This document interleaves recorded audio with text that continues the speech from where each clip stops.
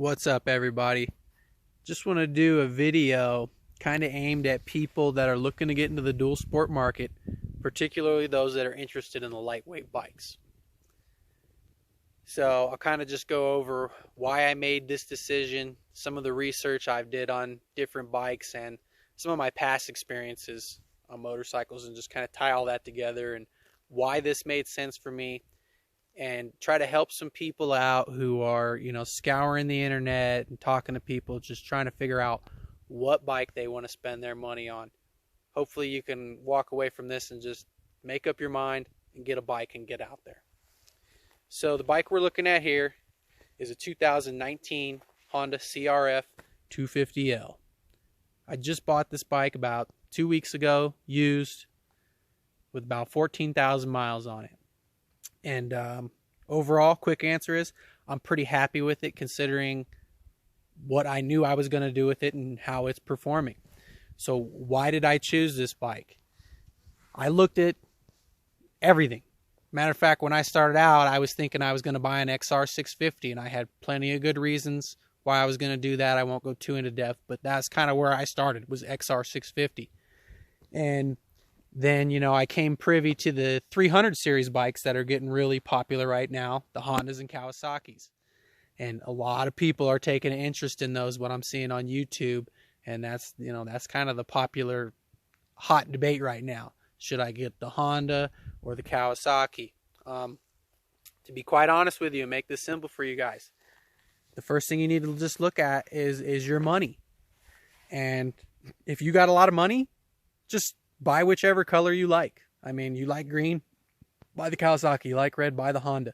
I see a lot of people are out here splitting hairs, and it's not that big of a deal. Just pick one. You know what I mean? But if you're the budget-minded person, which is probably who's watching these videos, because these are the people that are trying to figure out how to spend their money, look at your skill level.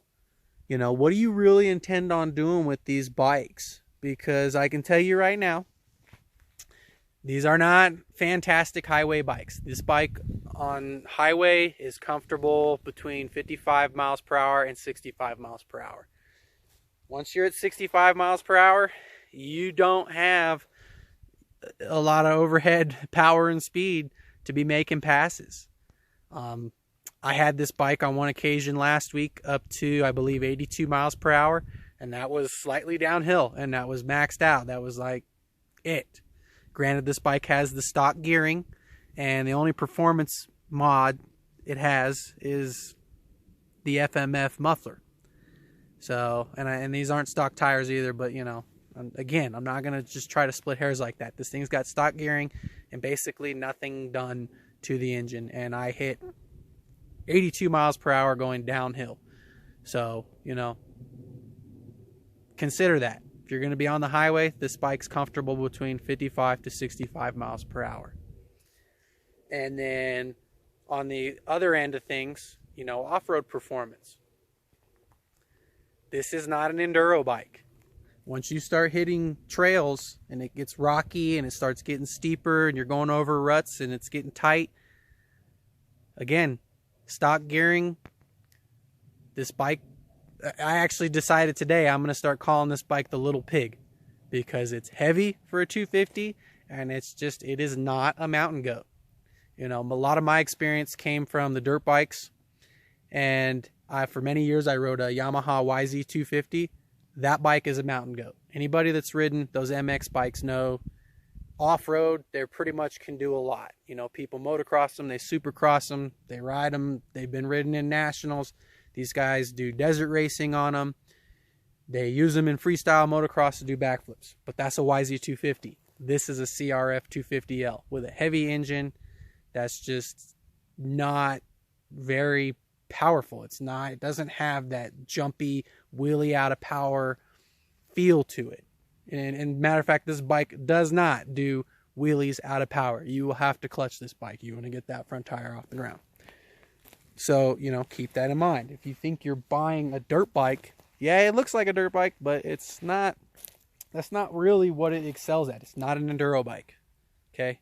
This bike, for me, and another big reason I decided to go with the 250 size was because I ride this bike to work. I decided, I just want to get something that's very fuel efficient, and I don't want to pay the insurance on the bigger bikes, because I could have went out and got the 650, but I said, you know what, screw that.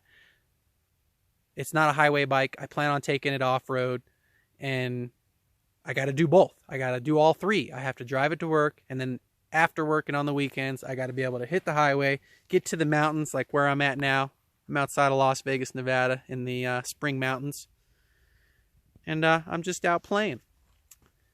So, just to reiterate, the reason I bought this bike was because it was available when I wanted it. I saved a few $1,000s by buying used, and I didn't need to get too caught up in a few cc's from the 250 to the 300, because I was even considered for a short time getting the 300 Rally brand new.